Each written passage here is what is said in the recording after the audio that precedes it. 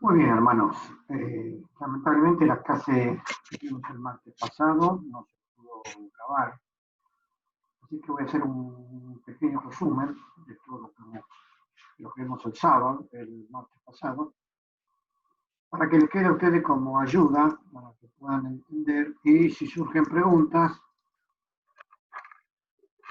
puedan formulármelas, pueden ser vía WhatsApp o vía mail. De ser posible, me gustaría tener de ustedes el mail. Así, si les tengo que mandar cosas, se lo mando por mail escrito. También podemos usar el WhatsApp, mandan a decir lo que deseen. Y recuerden que también, no sé si lo dije la semana pasada, este estudio también pretende ser un espacio de discusión. ¿Qué queremos decir con eso? Que podemos intercambiar opiniones los unos con los otros y a medida que ustedes vayan avanzando en el estudio, quizás surjan dudas, surjan inquietudes y las podemos charlar los unos con los otros. Muy bien. Semana pasada comenzamos definiendo qué significaba escatología. Escatología viene de una palabra griega, que significa escatos, que significa lo último, y logía estudio. Es decir, vamos a estudiar la doctrina de las últimas cosas. Escatología significa la doctrina o la enseñanza de las últimas cosas. La palabra doctrina también es otra palabra griega que significa enseñanza. La segunda venida de Cristo, la pregunta, ¿es importante? Sin lugar a dudas, es muy importante. ¿Por qué? Porque tiene dos aspectos. Primeramente, para el pueblo de Israel, que está esperando, el pueblo de Israel hace ya varios miles de años, el advenimiento del Mesías, ya que cuando llegó el cumplimiento del Mesías que vino a ser Cristo, ellos no lo vieron, y todavía continúan esperando al Mesías. Y para la Iglesia también es importante, porque muchas promesas dadas en la palabra, ustedes vieron ahí que yo le di en resumen una cantidad de textos, ¿no? Y todos esos hablan de la segunda venida. Como introducción vamos a leer un texto que nos va a ayudar, se encuentra en 1 Juan, capítulo, en 1 de Juan, capítulo 3, es quizás un texto por excelencia en cuanto al sentido de qué es lo que debe significar para nosotros la segunda venida. En 1 Juan capítulo 3, verso 2 dice, muy amados, ahora somos hijos de Dios. Y aún no se ha manifestado lo que hemos de ser. Pero sabemos que cuando Él apareciere, seremos semejantes a Él porque le veremos como Él es. Y acá está la gran bendición. Cuando Cristo venga, nosotros vamos a ser semejantes a Él. ¿En qué sentido? Vamos a tener la característica del cuerpo glorificado de nuestro Señor.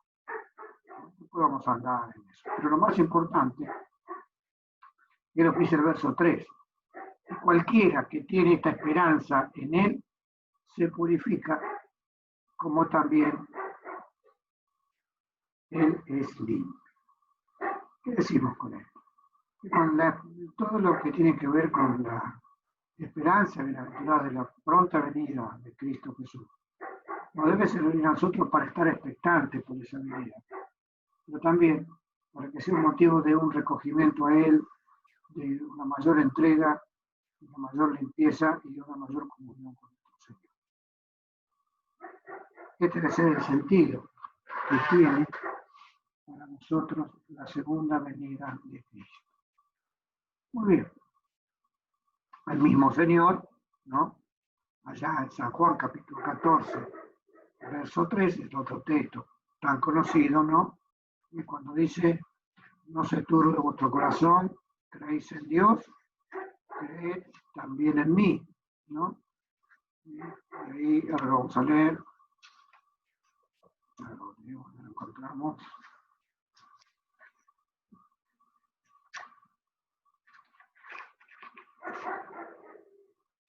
San Juan 14:1, ¿no? A 3. No se turbe vuestro corazón, creéis en Dios, creed también en mí.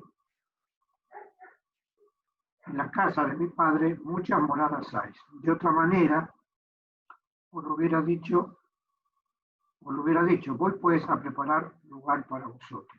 Y si me fuere, preparar el lugar, de otra vez, y os tomaré a mí mismo, para que donde yo estoy, vosotros también estéis. Y esta es una promesa directa de Jesús, que Él promete venir a buscar a su iglesia. Muy bien. Nosotros vamos a leer 2 libros para que lean. Todo lo que tienen que hacer es leer. Una vez, 2 veces. No tiene que ser un estudio profundo que estén 10 horas leyendo y se arcan un matete en la cabeza. La idea es leerlo y a medida que vayamos leyendo vamos a ir encontrando, ¿no?, un sentido a todas las cosas que estamos diciendo.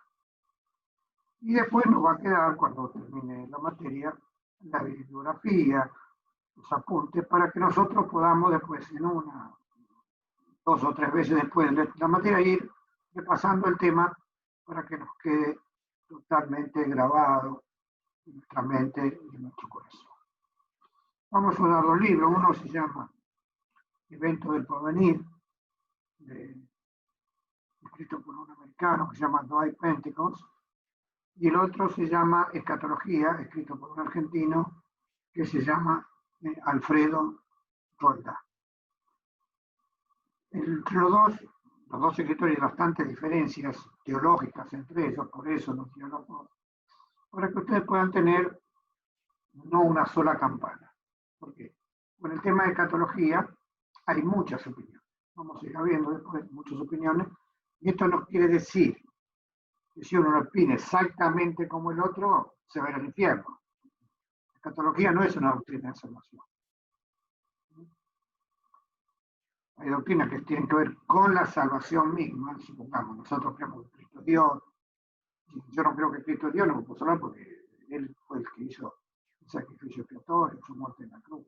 Hay cosas que uno tiene que creer, que son temas para que yo pueda ser salvo. Y después están las otras enseñanzas, ¿no?, que tienen que ver con la práctica, con los dones,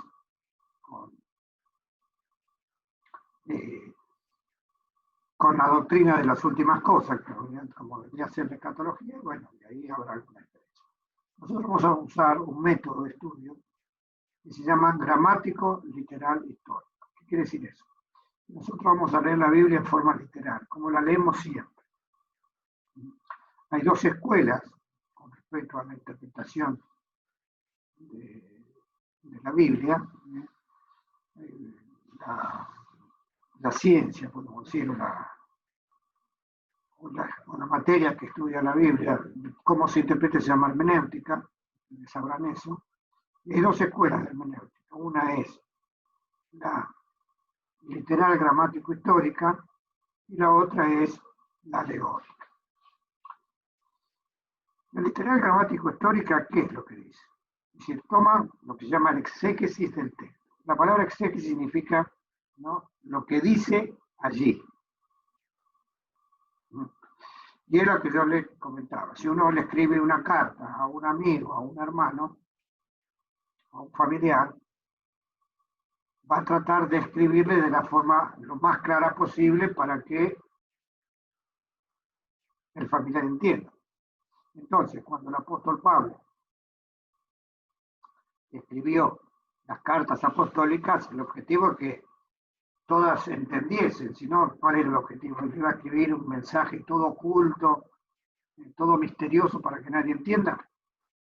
Me parece que si Dios se quiere revelar a nosotros, y revelar significa sacar a la luz, mostrarse tal cual es, y la idea es que Él lo haga lo más claro posible.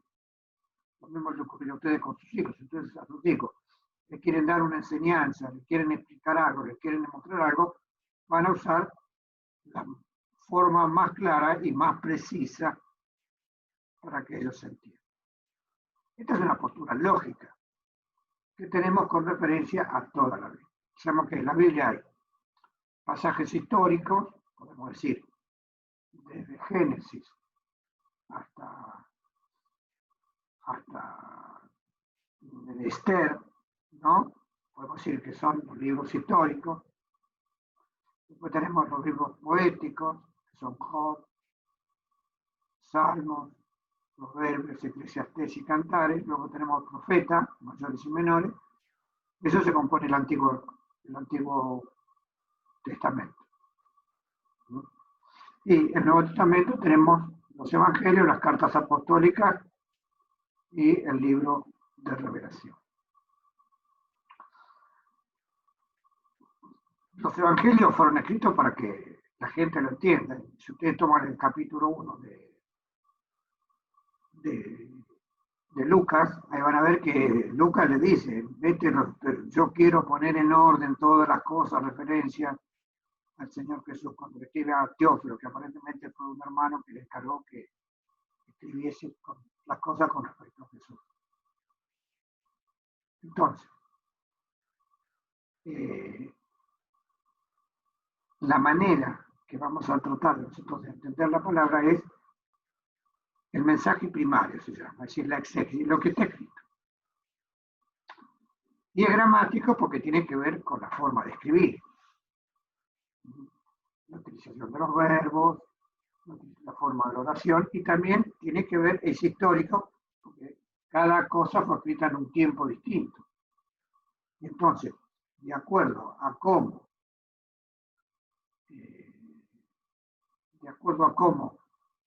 es el momento histórico, a veces varían las costumbres de la época para que uno entienda el texto.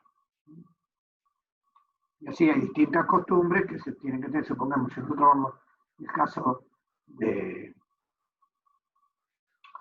Ruth y Noemí. Cuando Ruth viene a la casa y al campo de vos, la costumbre cuál era, que si había una viuda, para que esa tierra de la viuda fuese protegida, se tenía que casar con el pariente más cercano.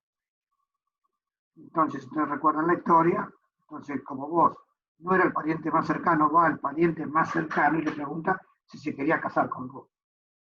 Este dice que no, entonces vos agarra y le dice, bueno, me voy a casar yo, y es así cuando entonces se celebra el casamiento. ¿El objetivo cuál era? Preservar la tierra, para que la tierra no fuese vendida, para que la propiedad de la familia de Noemí permanezca a través de la historia. Esas cosas hay que entenderlas, si no ves el texto, parecería que la compran y la venden a roca como una mercancía, y no era esa la cuestión. Así, por eso entonces, cuando uno lee la palabra también tiene que entender el tiempo que fue escrita, la época histórica, la situación social, geográfica. Esas cosas nos ayudan a nosotros a entender lo que así. Después está la otra forma, que es la forma alegórica. Y la forma alegórica tiene un componente subjetivo. ¿Qué quiere decir? Que yo voy a leer la Biblia de la manera que a mí me parece, y pensando que Dios me quiere hablar a través de las distintas páginas, me quiere dar otro mensaje del que está escrito. Y ese mensaje alegórico es superior a lo que está escrito. ¿Me entiendes? Repito. Es decir, yo leo un texto, leo una historia, leo un relato, y digo, bueno, dice esto, pero no quiere decir. Lo que quiere decir es otra cosa, ¿no? Y entonces, ¿cuál es el problema de eso? Que eso depende del lector. Entonces, cada lector de la Biblia le puede dar un mensaje alegórico, misterioso, figurado, como a él le parece. Y podríamos tener tantas interpretaciones de la Biblia como lectores hay. Esto, imagínense, nos llevaría a dónde?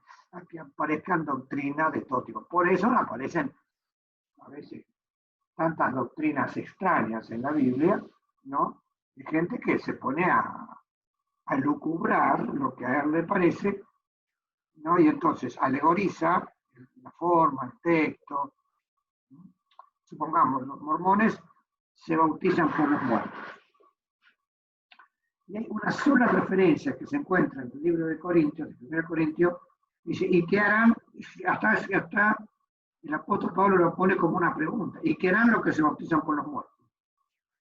Y en base a ello, los mormones hicieron toda una teología que vos te tenés que bautizar por cada familiar tuyo que ha muerto para que esa persona vaya a la presencia de Dios. Y entonces hacen largas listas de genealogías ellos, ¿no? Esa genealogía significa quiénes fueron mis padres, mis abuelos, mis bisabuelos, y así voy para atrás, todo más que puedo, para bautizarme por cada uno de ellos, para que ellos puedan ser salvos como Dios es. Y allí, si eso no está escrito en la Biblia, no hay nada, solamente una referencia. Eso primero, tenemos que entender que el bautismo no salva, que el bautismo es un acto de obediencia, que es una figura, pero no tiene una característica espiritual. Vos después que te bautizás, no cambiás, si no cambiaste previamente e interiormente. Entonces, ahí tenemos, alegorizan tanto que entonces se descaminan de la verdad. Pero en la Biblia hay alegorías, sí, en la Biblia hay alegorías, hay parábolas, hay figuras, hay tipos. Pero esas alegorías, entonces ese otro mensaje alegórico, figurado o de personas o tipos, nunca tiene que contradecir el texto original gramático histórico. Por ejemplo, si nosotros vamos a San Juan capítulo 1,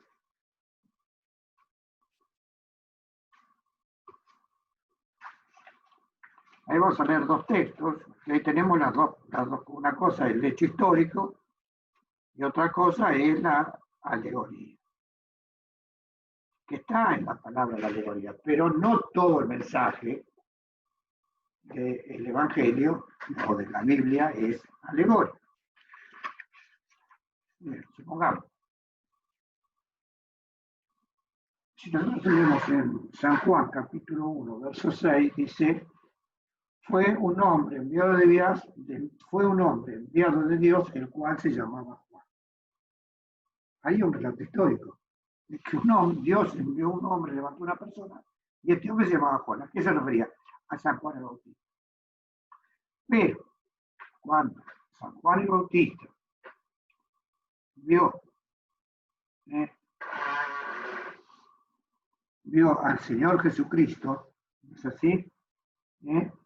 Cuando San Juan el Bautista vio al Señor Jesucristo, ¿no? Dice en el verso 36 de San Juan capítulo 1, dice, y mirando a Jesús que andaba por allá, dijo, he aquí el Cordero de Dios. Entonces, cuando lo ve a Jesús dice el Cordero de Dios. Hay un mensaje figurado, por supuesto. ¿Es así? Es decir, ¿cuál es? Que a Jesús le asignamos la figura del Cordero Pascual. El Cordero en la Pascua, ¿para qué era muerto? Para redimir, para pagar la culpa del pueblo durante ese año, durante ese periodo. Entonces, asimila una persona a un cordero, hay una figura, hay una alegoría. Eso es correcto. La Biblia tiene muchísimas alegorías, pero nunca las alegorías tienen que contradecir al texto. ¿Entendemos? Por otro lado, nosotros creemos que la Biblia, por lo menos lo que yo creo, hay algunos que creen otra cosa, de Génesis, Apocalipsis, todo es palabra de Dios. No que contiene la palabra de Dios. La gran diferencia entre contener la palabra y ser la palabra. Contener, ¿qué significa? Que en algunos párrafos es palabra de Dios, en algunas cosas es palabra de Dios y en otras cosas no es palabra de Dios. Entonces, ¿eso de qué depende? del lector. Y entonces, si las cosas dependen de mi interpretación, nuevamente lo que decía Santos, puede haber tantas interpretaciones. Yo puedo ver en un pasaje la palabra de Dios y otra persona en ese mismo pasaje no puede ver la palabra de Dios. Entonces, a priori, cuando nosotros nos acercamos a la Biblia, decimos que todo esto es revelación divina, que Dios inspiró a cada uno de los escritores a escribir las palabras que allí quedaron impresas. Es decir, le dio la idea y conjunto con la idea también le dio las palabras.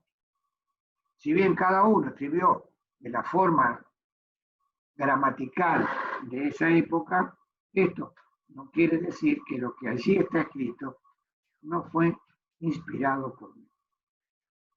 Por eso nosotros creemos en la inspiración verbal y plenaria de las Sagradas Escrituras. ¿Qué quiere decir? Verbal, que las palabras, que todas las palabras que allí están escritas son las que Dios quiere que allí quedaron escritas. Por eso es eso. Tiene que hablar con las palabras y plenaria, porque todo es inspirado. Porque si no, viste, si no tenemos un ancla, una base firme, cada uno puede empezar a construir como a uno le parece. Muy bien. Ya vimos entonces lo que tiene que ver con la definición, lo que tiene que ver con el método de estudio, la forma de lectura, y luego vamos a ver ahora lo que aquí se dice en la palabra, ¿no? Luego del método alegórico también es de qué manera vamos a interpretar la profecía. Hoy en día hay mucha en boga la profecía, vieron esta aparición de profetas, ¿no? Y la palabra profeta en la Biblia no significa solamente el que revela el futuro. ¿No? La palabra profeta tiene que ver con otras características. Si uno va a 1 Corintios, capítulo 14, verso 3, podemos decir el capítulo más claro que hay en la Biblia con respecto a la profecía y de qué manera se debe de aplicar. Dice ya el verso 3, más el que profetiza, habla a los hombres para edificación, para exhortación y para consolación. Fíjense, tres cosas. Edificación, ¿qué significa? Que uno aprende. La edificación tiene que ver con el aprendizaje. Exhortación, ¿qué tiene que ver? Con la corrección de mis malos actos. Y consolación tiene que ver con la ayuda espiritual, que es la palabra para mí, para mi vida, cuando yo estoy en angustia, estoy en dificultad. ¿Cuántas veces nosotros estamos en una situación angustiante, damos esa palabra para que la palabra nos enseñe y nos dé una palabra de Dios? Fíjense que acá el apóstol dice que el profeta hace eso. En ningún momento dice que es el que revela el futuro. En el Antiguo Testamento ocurría lo mismo. Si usted toma la profecía de Isaías, la profecía de Ezequiel, de Jeremías, todas esas profecías tienen que ver con que el pueblo era un llamado al pueblo a corregirse de sus pecados, a que volvieran al camino. Recuerden, supongamos esa profecía que tiene Jeremías, dice, entonces estaba un día Jeremías en la casa y dice, Dios le da una visión, dice, andate a la casa del alfarero. Y entonces va a la casa y mira cómo hace el vaso. Y entonces él se va a la casa del alfarero, se pone en la puerta mirando a ver cómo estaba haciendo el jarrón, entonces el alfarero toma el barro, lo modela, hace un vaso, se lo rompe, lo desarma y vuelve a hacer otro vaso. Y entonces, así Dios dice Dios, ¿y no podré yo hacer lo mismo con vosotros? Es decir, no era una revelación del futuro, sino tenía que ver con la revelación que Dios le quería dar a ese pueblo rebelde que nunca se dejaba moldear por Dios. El barro era Israel, el alfarero era Dios. Y Dios lo quería formar de una manera y el barro se rompía. Es decir, el barro no se sometía, no era dócil a las manos del alfarero. Básicamente, todos los profetas hicieron eso. Y también, aparte de eso, por supuesto, y también, aparte de eso, los profetas dieron profecías futuras que se cumplieron algunas y otras que se están por cumplir. Muchas profecías que se encuentran con respecto al Señor Jesucristo se cumplieron. Por eso Mateo, cada vez que se cumplía una profecía, hizo esto para que se cumpla la Escritura. Entonces, cuando usted lee Mateo, Mateo siempre repite eso. ¿Por qué? Porque Mateo escribió su evangelio para los judíos, para que los judíos crean. Y entonces dice, mira, esto es una profecía dada en el Antiguo Testamento, y cita la profecía. Entonces, el profeta tiene esa doble actitud, doble mensaje. Primeramente tiene un mensaje actual, contemporáneo, que tiene que ver con la enseñanza, con la exhortación, que nos dejemos de los pecados, con la consolación que Dios quiere brindarnos a nosotros, y también revela hechos futuros. Por otro lado, las profecías también tienen lo que se llama el doble cumplimiento o el triple cumplimiento. ¿Qué quiere decir? Que hay profecías que ya se cumplieron, pero que todavía hay partes que faltan por cumplir. El hecho más fácil de entenderlo es el caso de Pentecostés, ¿no? Si uno va ahí a los Hechos, capítulo 2, está el relato, ¿no? El apóstol, ¿qué le ocurrió en Pentecostés? ¿No? El Señor le dice a los discípulos, quédense, ¿no?, en Jerusalén hasta que sean investidos con el poder del Espíritu. Y entonces en Pentecostés desciende el Espíritu, eso toma a todos los que estaban allí presentes, a los 120 hermanos, con la lengüita de fuego en la cabeza, que es un símbolo exterior de lo que pasa interiormente. Ahora no nos cae el Espíritu con una escuita de fuego, por eso no quiere decir que no tengamos el Espíritu. Muy bien, entonces todos son tomados por el Espíritu y Pedro hace una gran predicación. En esa gran predicación podemos decir que Pedro estaba inspirado por el Espíritu Santo, por supuesto. Que lo que iba a decir no era producto de la obra del Espíritu, por supuesto. ¿Por qué? Porque la gente, aún cuando escuchó hablar a Pedro, ¿qué es lo primero que dice? Pero estos no eran unos pecadores ignorantes, ¿de dónde sacó todo lo que está diciendo? Más, ahora cuando el apóstol Pedro habla, si lo leen en los Hechos, capítulo 2, dice, entonces Pedro, poniéndose en pie, con los 11, alzó su voz y hablóles diciendo, para los judíos, los que habitan en Jerusalén, esto sea notorio, las palabras. Porque estos no están borrachos, como vosotros pensáis, siendo la hora tercia del día, era las 9 de la mañana. ¿No? Y ahí él va a relatar una profecía de Joel. Dice, y él mismo lo dice, más esto, el verso 16, más esto es lo que fue dicho por el profeta Joel. Será que en los postreros días, dice Dios, derramaré mi espíritu sobre toda carne, y sobre vuestros hijos y sobre vuestras hijas. Profetizarán, y vuestros mancebos verán visiones, y vuestros viejos soñarán sueños. Y de cierto sobre mis siervos y sobre mis siervas en aquellos días derramaré mi espíritu y profetizarán. Y daré prodigios arriba en el cielo y abajo en la tierra, sangre, fuego y vapor de humo. El sol se volverá en tinieblas, la luna en sangre, antes de que venga el día del Señor grande y magnífico. Entonces acá el apóstol Pedro toma que ese día fue el cumplimiento de ¿qué? De toda la profecía, no de una parte de la profecía. ¿Qué cosa? Que se iba a manifestar el Espíritu sobre toda carne, y entonces la gente iba a tener visiones, iba a tener sueños, iba a experimentar un florecimiento especial del Espíritu. Y fue lo que ocurrió. Esos 120 hermanos que estaban allí, no solamente Pedro, sino los 120 hermanos tenían una manifestación del Espíritu en forma sobrenatural.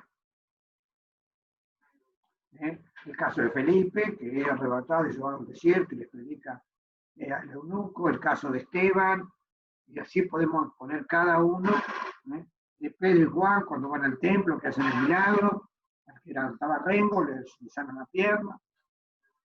Había mucha manifestación del Espíritu. Entonces la primera parte. Pero luego dice, el sol se volverá en tinieblas, ¿no? El verso 19 dice, daré prodigios arriba en el cielo y señales abajo en la tierra, sangre y fuego, vapor de humo, el sol se volverá en tinieblas y la luna en sangre. Eso no. Falta antes de que venga el día grande y manifiesto del Señor. Es decir, ese grande manifiesto se refiere a la segunda venida. Hacía 50 días que iba muerto, ya en alguna medida estaba anunciando que en el futuro Cristo iba a volver. ¿Pero qué? Pero la primera parte del texto, los versículos 17 y 18, se cumple. Si ustedes van allá a Joel, capítulo 2, donde está relatada esta profecía, van a ver que todo el capítulo, y de todo lo que dice el capítulo, Pedro toma, de toda la profecía toma un pedacito, 2 textos, y los aplica. Entonces, la profecía, cuando uno lee los pasajes proféticos, tienen que entender que tienen distinto tiempo de cumplimiento. Eso ocurre muchas veces en la vida. ¿Y esto por qué lo digo? Porque si no, nosotros vamos a caer en interpretaciones no correctas. Muy bien. Hasta acá más o menos es lo que hablamos en la clase pasada. Nos queda exactamente 5 minutos, voy a hacer unos pequeños recomendaciones. La clase que viene, ¿no? vamos a comenzar a ver un poco qué es la doctrina bíblica y cuáles son todas las posiciones teológicas con referencia a la segunda venida. Y todas tienen que ver con el milenio. ¿Sí? ¿Cuál es la postura? Que yo me pongo con referente al milenio, eso me da mi posición teológica. Entonces les pido que lean, ya medio tarde, ¿no? No sé si lo van a ver hoy o mañana esto. Pueden leer del libro de Roldán, en la página 89, el capítulo 3, y el libro Eventos del Porvenir, de Pentecost, en el capítulo 22, la página 282. Esto es para que se informen, recuerden, esto no es para que ustedes se pongan a ponerse la cosa de moda. Esto lentamente lo vamos a ir absorbiendo, lo vamos a ir entendiendo.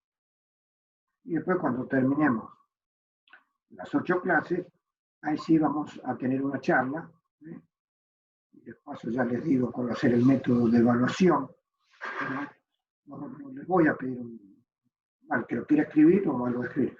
Pero más que todo yo quisiera al final, después que demos las 8 clases, tener una charla con cada uno de ustedes de forma personal, a ver de qué manera interpretaron o entendieron las cosas. Muy bien, nos vamos